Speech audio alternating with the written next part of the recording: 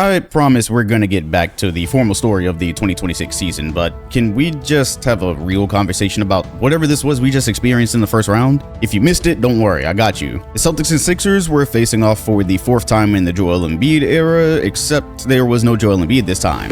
Plot twist, there was. This was supposed to be a quick and easy one, then Boston went and dropped a game without him, except by the time he returned, it was already too late because they were on the verge of being down 3-1. Plot twist, it wasn't too late. Paul George got really good at basketball again after a suspension allowed him 25 games of rest. Tyrese Maxey was the Celtics' defense worst nightmare along with Embiid. And despite leading by double digits at halftime of Game 5, they would go on to have a generational collapse as their threes simply stopped falling. You're going to see a lot of history in this video. Teams have attempted 49 plus threes in a playoff game 37 times in NBA history. 3 of those times were the Celtics in this series. They went 1-2 in those games, but don't worry, Joe Mazzulla loved the looks that they got. Still, there was no way this was actually going to happen. Joel Embiid said himself this is not a rivalry, they always kick his ass. Philly hasn't beaten Boston in a series since the Reagan administration, and the Celtics were 32-0 all time when up 3-1 in a series. Wait, we're not done. The Sixers won 3 playoff games in Boston from 1983 through Game 1 of this series. And of course, to complete the 3-1 comeback, they won 3 in a span of 12 days. Jason Tatum's leg was reportedly stiff after Game 6, and he said it was no problem, then it was a problem, then it wasn't. Then he ended up sitting out Game 7, to which Jaylen Brown later said he found out 45 minutes before the game started. Boston goes down in the first round after JT apparently risked it all, saying one of his legs was still bigger than the other. But with Boston looking like they could actually make a run, he took some risks. Philly moves on to face New York, who somewhere, somehow just remembered that they had good players and could do smart things. Yeah, for a second there, CJ McCollum had replaced Trae Young as the villain in New York.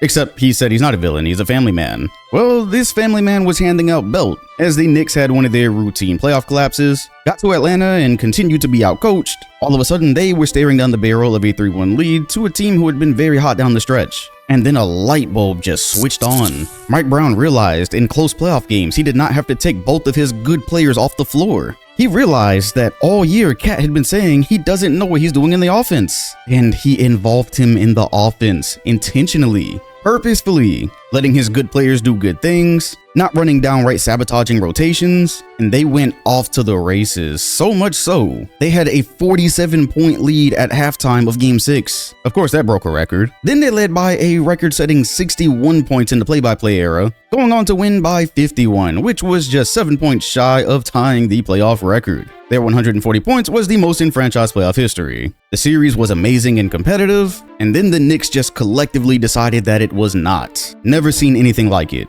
Actually, yes I have. The 2014 finals went something just like that. On April 27, 2003, the Orlando Magic, led by Tracy McGrady, took a 3-1 lead against the Detroit Pistons. On April 27, 2026, the Orlando Magic, led by Paolo Banchero, took a 3-1 lead on the Detroit Pistons. Just like 2003, they won games 1, 3, and 4. And just like 2003, they would end up series losers in Detroit. Only one day off. This series only had a total of about 4 quarters that weren't extremely close and competitive. Without either team being able to really hit consistent threes or generate go-to offense, somebody would take the lead, the other would take it back, including in Game 6, when the Magic missed 23 straight field goals to blow a 24-point lead. They had the first seed dead to rights by halftime. They were poised to celebrate on their home floor their first playoff series win since 2010, the middle of Obama's first term. They absolutely folded in a way only the Orlando Magic really could. You just have to check their franchise history. It's not pretty. It was so bad, people have generally already forgotten Franz wasn't playing. Nobody really cares anymore. They were right there.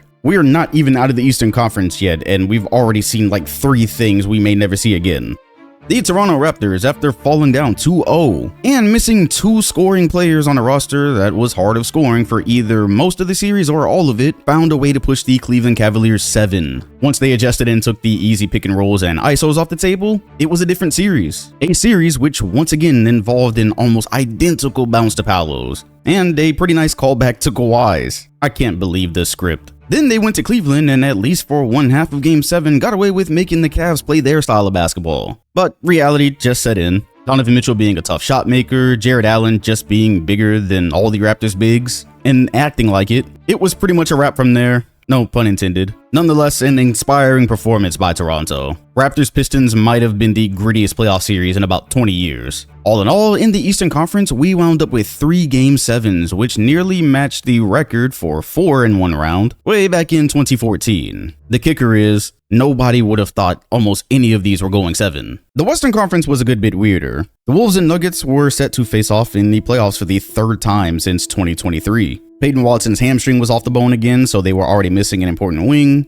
but they weren't going to get any excuses in this one. Rudy Gobert came in on smoke. He has a dream shake in this series, or something like it. He came in and for once was consistently getting the best of Nikola Jokic. Jokic shot 19% from 3 on the series, and looking as if they were ready to comfortably go up 2-0 early in Game 2, they lost the lead by the half, and then headed back to Minnesota. Aaron Gordon's leg was done once again. But plot twist, so was Anthony Edwards. Except he's somehow slated to return in round 2 after this. Whatever. We're thankful. Down Ant, this was supposed to be impossible. But wait, there's more. They were also going to be down Dante DiVincenzo, who popped his Achilles as soon as one of these games started. But wait, there's more. After the torturous pass to Ayo Dosunmu, who put up a career-high 43 points and won them a playoff game, he missed the next one. But wait, there's more. Jaden McDaniels' hatred for this Nuggets team simply outshined the Denver Nuggets talent. He flat out told everyone they sucked on defense, you could go at everybody, and he proceeded to do just that. Terrence Shannon Jr., who's not even been in rotation, came in and helped them win an elimination game. This team was down 3 guards. A team throughout the regular season you were watching healthy still routinely struggled to get Ant comfortable shots. None of them were there, and Denver couldn't even get it to a Game 7. Nobody from Minnesota was really there, but as Jaden McDaniels said, he just did not care. Nah, I just didn't care. I said what I said. I'm not gonna say it again, but I just don't care. Lakers Rockets was even weirder. Knowing they'd be down Austin Reeves and Luka Doncic, they were already at a massive disadvantage. Except, plot twist, out of seemingly nowhere, Kevin Durant couldn't bend his knee. So with the Rockets already basically having ran out of fuel throughout the end of the season, the youngins were left to fend for themselves until Game 2 when Kevin Durant could bend his knee. They lost that one as well, and while it's unclear if he could still bend his knee or not, his ankle was now fatally damaged and he was likely not to return for the rest of the series. But wait, there's more. LA was shorthanded too, so the Rockets found a way to win Game 3. Plot twist, they didn't. In a postseason full of generational collapses, they found out how to pull off an even more unbelievable generational collapse. This game was over.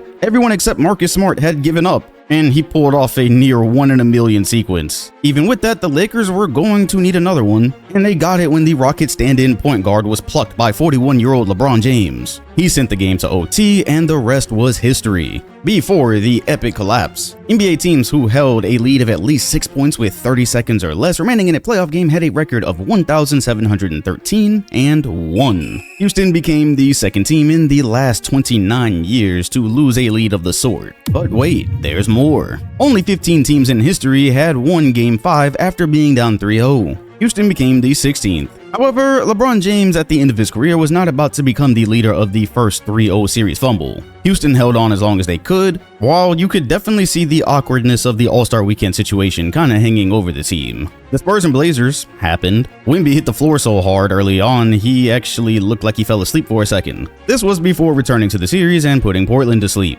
He added another diabolical highlight, the Spurs predictably erased a huge deficit, and Wemby continued to not care to hide his disdain for Denny Advia. And yeah, the Suns and Thunder happened. The only thing generational here was Shea and his IG post.